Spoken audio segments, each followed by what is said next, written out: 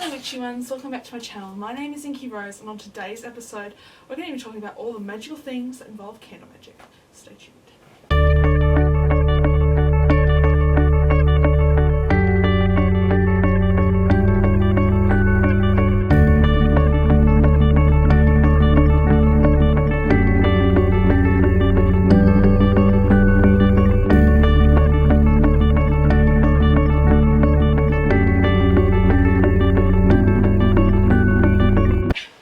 Witchy ones and welcome back to my channel.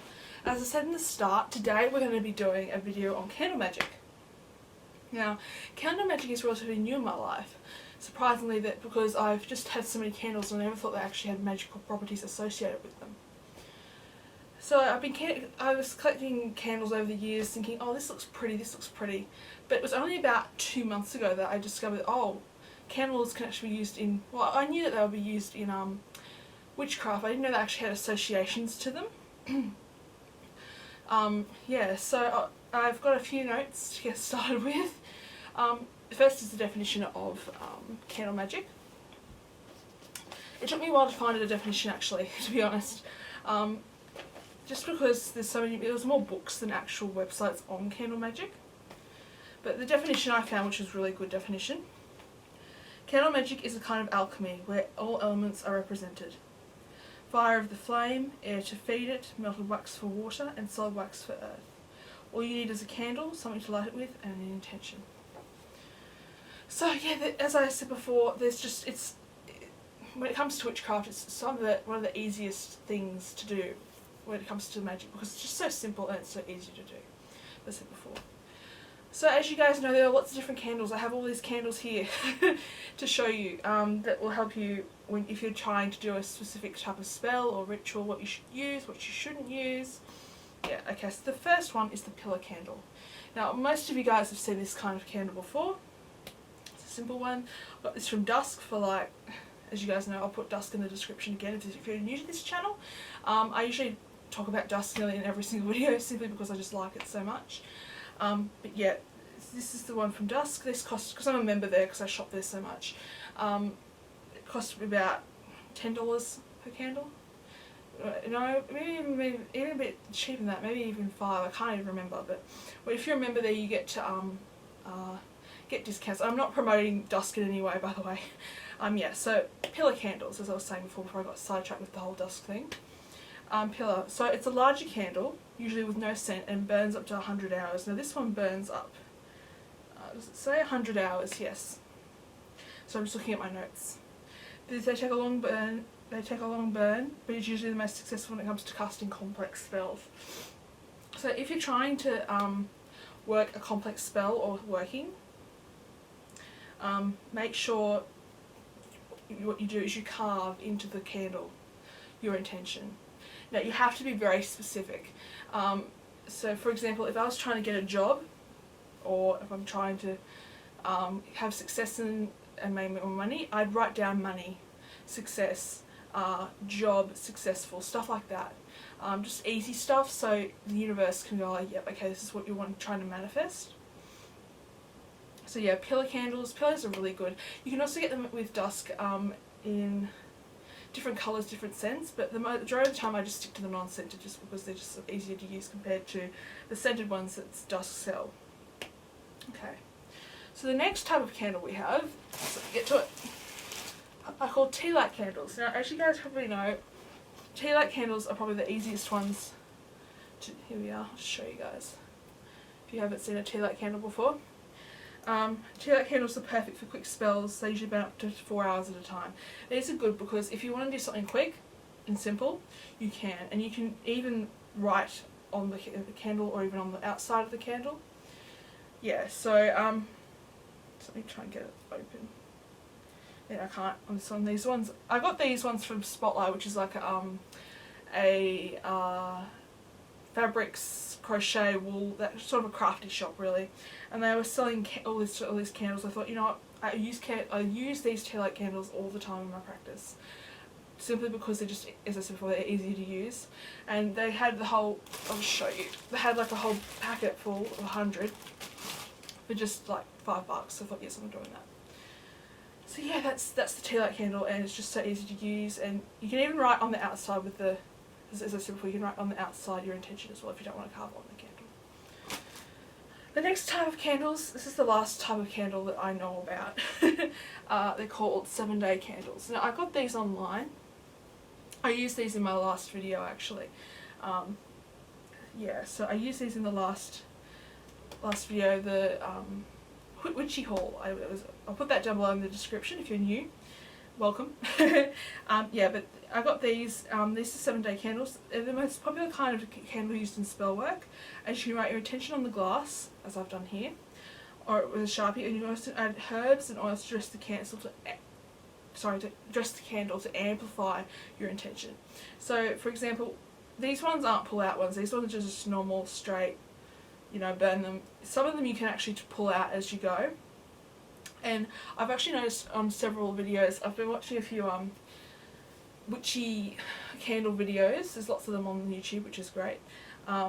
They put oil, they cover it in oil, or they carve it, or they dress the candle to make glitter and all that stuff. So that's really cool. That's really cool.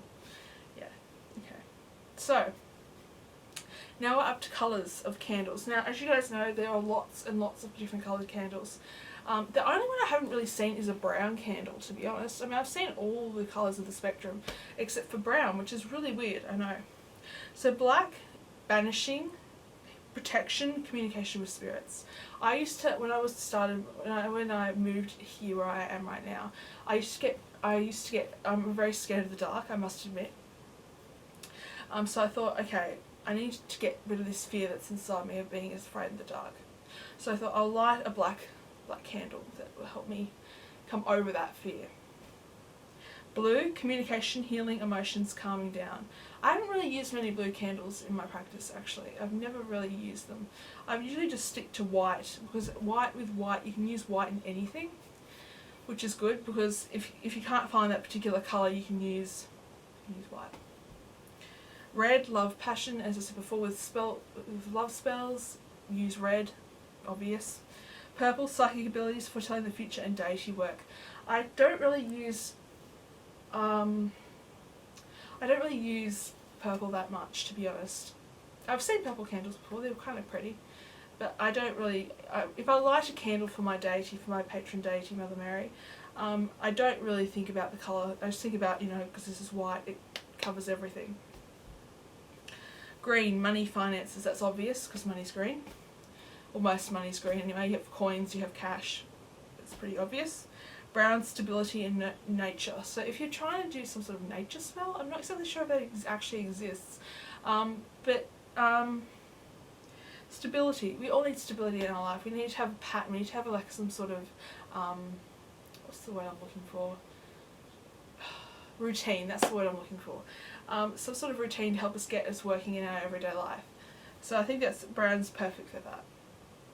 Gold, prosperity, finances, divine masculine, that's obvious. Gold, money, coins, for example. And silver, the divine feminine, if you want to work directly with the divine feminine. For example, if I was to use, as I said before, with my patron deity, Mother Mary, if I was to use a candle, I usually use a white one. I have seen ones in Dusk, here we go with Dusk again. I have seen ones in Dusk, silver and gold ones, but I haven't specifically bought them because they're more like those types of ones that you use in a dinner table setting, and I don't have the setup for that anyway, so yeah. But anyway, just some more interesting things about candle magic. Okay, 4 things. Cleanse your candle before you use it. As I said in one of my tarot videos actually, as I said before, you have to cleanse it because just so many people have touched it. If you've ordered it offline, online, obviously people are packing it and they're touching it, you know, you picking up, touching it. All these negative energies are ingrained, not negative, all positive and negative energies are ingrained into what you've just touched. So it's very important that you cleanse your candle before you start burning it. For me, I used to use sage quite a bit before I started to burn the candle. Now these days I just put it out in the sunlight or in the moonlight. Yeah, so as I said before, if you don't cleanse your candle, it won't work to the intention you want to have for that candle. For example, These two ones don't have any intention for them. So I didn't really cleanse them because I thought, you know what, I'm not burning it for any intention. But yeah, so let's think about that. Snuff it. Now this is the best tip number 2. You've got to snuff it. When I started doing spells for employment or for love or for what else have I done spells for? Success. Instead, I used to use little wax melts because I couldn't really burn at that point in time. I couldn't burn candles in my room safely. So what I did was whenever I finished with the spell, I just blew it out, and you're not supposed to do that. Reason being, if you blow away with your breath, you are actually blowing away the intention, which I didn't know at that point. So I was thinking, why aren't my spells working? Like, what's happening here? And I realised, oh, okay, yeah, that's why it's not working, because I'm blowing it out. If you're supposed to save it, like, and use it for later, snuff it, or use your use your fingers. I'm not sure how that works, but snuff it.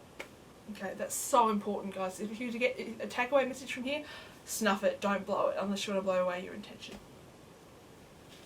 The third tip is don't have the colour. Okay, if you don't have the colour that you want to use white. White replaces everything. I wish I knew this before when I started doing more complex spells. And I thought, oh, I can't find a brown one for nature, to do a nature spell to make me more in tune with nature. You just use white. Use white. White there. So yeah, use white candles, as they can replace any colour. And the last tip, fourth tip, is enjoy it. Don't make it too serious. Yeah, so I haven't carved in this candle deliberately because I haven't really thought of a spell to use for it yet. But I think of something. I'll find a spell to carve it in or do something like that. But anyway, that's all we have for today, guys. Thank you guys for watching so much. I've really enjoyed making this video. I really love candle magic, as it's one of my go-to things for spells and for ritual. I just love every aspect about candles, burning candles, having the scent in your house. It's so amazing when you think about it. Yeah. Okay. Well, yeah, that's it. So see you guys.